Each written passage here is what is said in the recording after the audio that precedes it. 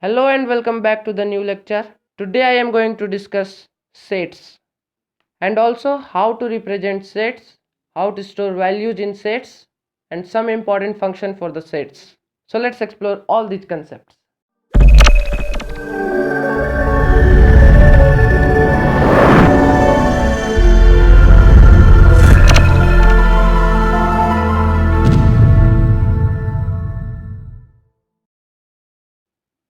So what is set? As we studied in class 11th, that is set is the collection of well-defined objects. So I am going to make a variable, named it my set. So here we make sets with two types. So first one is with the curly braces. Here I am making a empty set. So I am going to print this set and then run the program, and we will get an empty set. So one question is arises in your mind, that is, so what is the difference between set and dictionaries?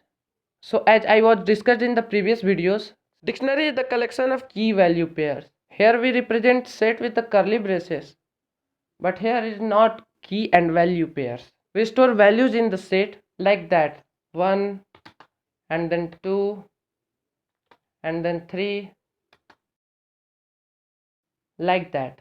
And if you want to check out the type of that variable, so we have to write print and then type and then name of that variable.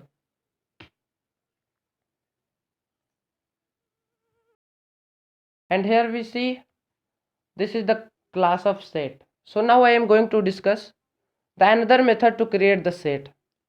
The another type is we making sets by using list. So first of all I am going to make a list,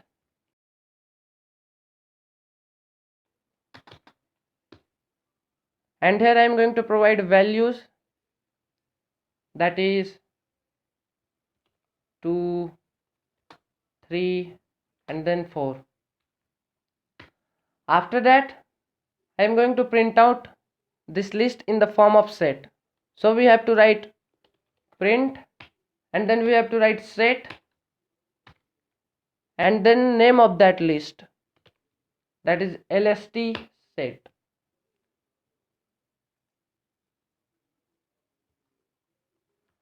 So here we get that list in the form of set.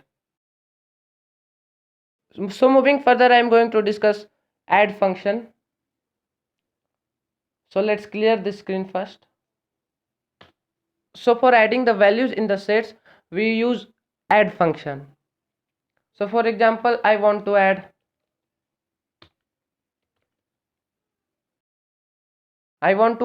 4 in that set. So here I am providing the value 4 and then run the program. So nothing we get. So because we cannot write the print function, so for printing the set we have to write print and then my set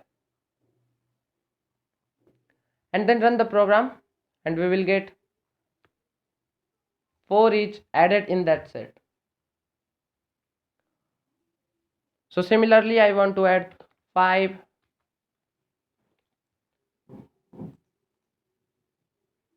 and 5 is added.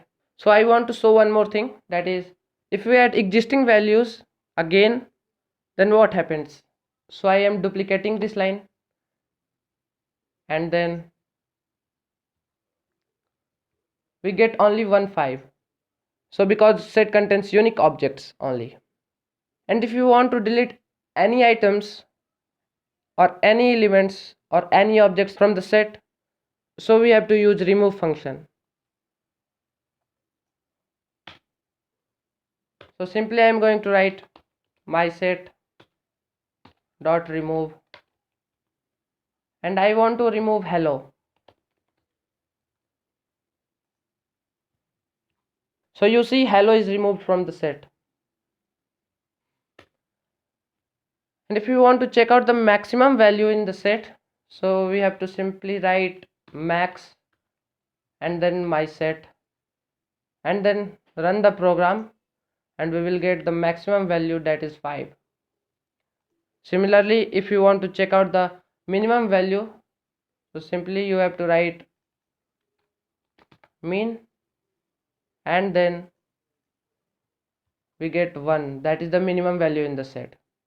So that's it for today. We will be meeting the next lecture. If video is helpful for you, so do not forget to like and share this video and subscribe the channel.